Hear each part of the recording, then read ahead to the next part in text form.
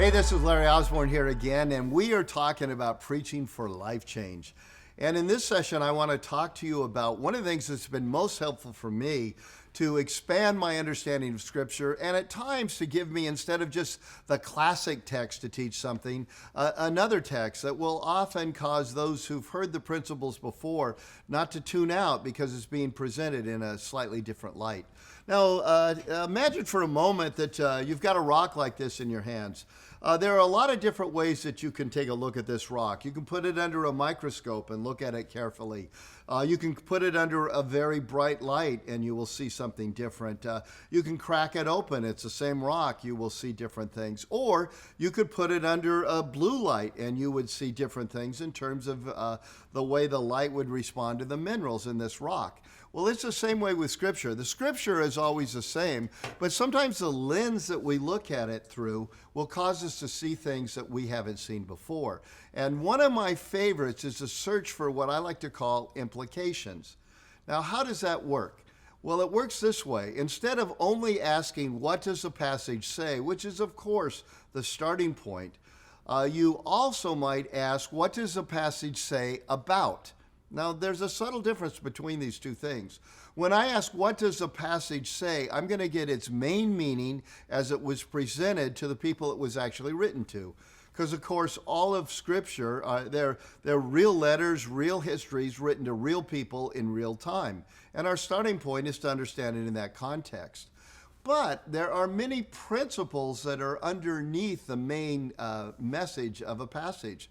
They're the things that you and I often see in our devotional life, where we read a passage and maybe it's written to this issue over here, but the Lord speaks to us about an issue that we are facing right now.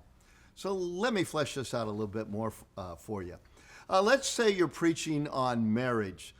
There's just a handful of texts that we tend to go to over and over and over again, and that's great. You might look at 1 Peter chapter 3. You might look in the book of Ephesians.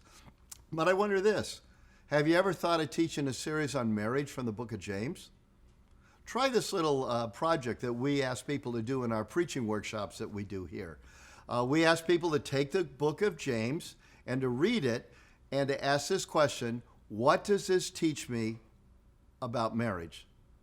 And so we ask the participants to outline an entire sermon series from the book of James on how to have a great marriage. And suddenly all kinds of things jump out. Consider pure joy, my brothers, when you fall into various trials. And then it talks about how we will grow and be made complete in those trials. Well, suddenly now you're applying that to your marriage. Be quick to hear, slow to speak. Oh, suddenly you're applying that to your marriage.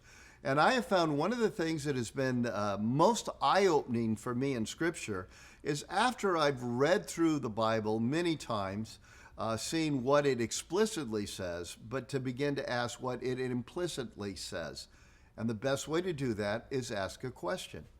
So ask the question of any book. What does this teach me about marriage? Here's a fun one. You could take the book of Acts and say, what does it teach us about conflict? The causes of conflict and the ways to deal with conflict. And you can add a whole series of other questions to your study and research. And at the end of the day, I think you're going to find a richer experience of things that you can teach your folks that will help you teach the Bible for life change and not just information. Try it. Come up with your own questions. You'll be glad you did.